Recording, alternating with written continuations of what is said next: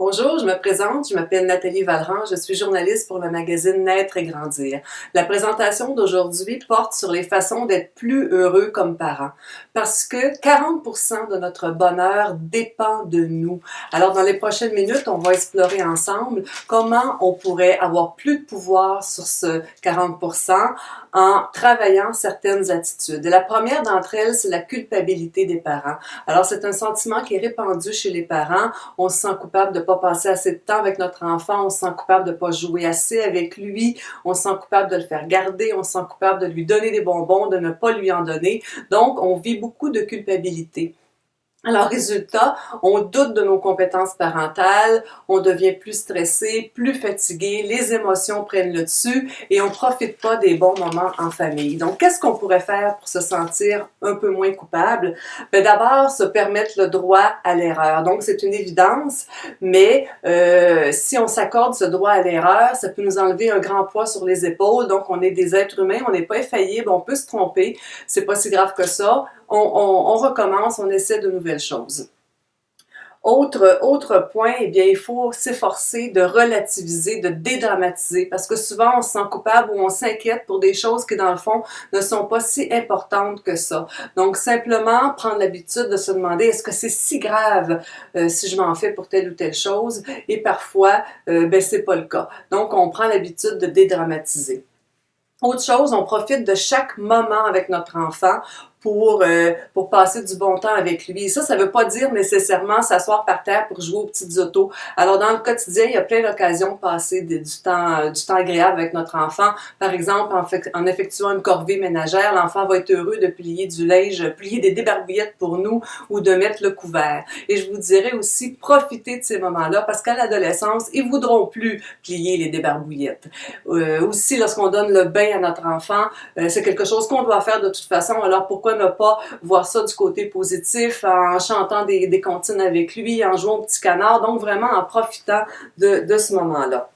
Autre chose, il faut prendre du temps pour soi comme parent. Et ça, c'est quelque chose souvent qu'on a de la difficulté à faire. On se sent coupable de prendre du temps pour soi. Au contraire, c'est important parce que ça nous permet de recharger nos batteries et ça nous permet à ce moment-là d'être plus heureux, plus détendu, plus reposé et on devient un meilleur parent. Donc, c'est bénéfique pour les enfants que les parents prennent un peu de temps pour soi.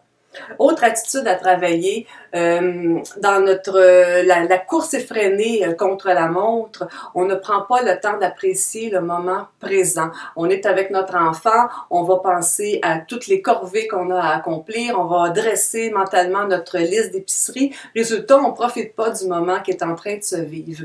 Pourtant, profiter du moment présent, ben la bonne nouvelle, c'est que ça ne prend pas davantage de temps puisqu'on le vit le moment présent. Donc, pourquoi ne pas essayer d'être plus heureux?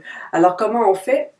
Ben, en fait, vivre le moment présent, c'est être ici et maintenant, c'est se concentrer, être tout entier sur ce qu'on fait.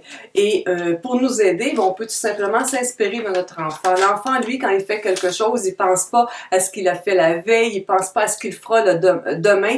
Il est tout entier concentré sur ce qui se fait en ce moment. Donc, on essaie de s'inspirer de lui. Autre chose, on peut aussi essayer de chasser nos pensées. Ça exige un peu de pratique, mais on peut y arriver. Donc, si on est avec notre enfant et qu'on se met à penser à tout le travail qu'on a à faire ou à s'inquiéter pour ci, pour ça, alors on se dit stop, on prend conscience des pensées qu'on a actuellement et on les repousse et on se recentre sur ce qu'on est en train de faire. Alors, ça demande de la pratique, mais c'est faisable.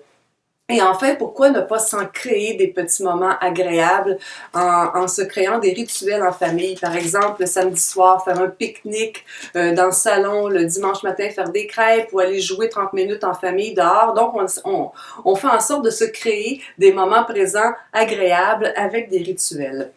Une autre attitude à travailler, c'est la peur du jugement. Alors, on passe souvent beaucoup de temps et d'énergie à craindre ce que les autres vont penser de nous ou de nos enfants.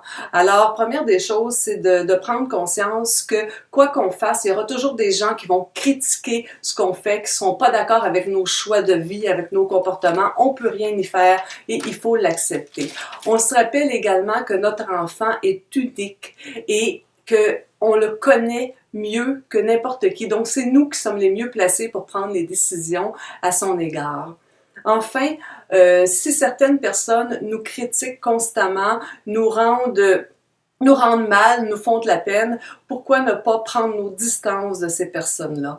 Et ça vaut également pour les forums de discussion. Il y a beaucoup de forums de discussion sur les parents, mais malheureusement, dans certains d'entre eux, les parents ont le jugement facile. Alors, si c'est le cas et que ça nous rend mal, ben pourquoi tout simplement ne pas cesser de fréquenter ces forums de discussion? Alors, c'est tout pour aujourd'hui. Je vous remercie beaucoup de l'attention que vous m'avez accordée. Et si vous êtes intéressé à en savoir plus, je signe dans le numéro d'avril du magazine Naître et Grandir un dossier complet et beaucoup plus étoffé sur le sujet. Merci.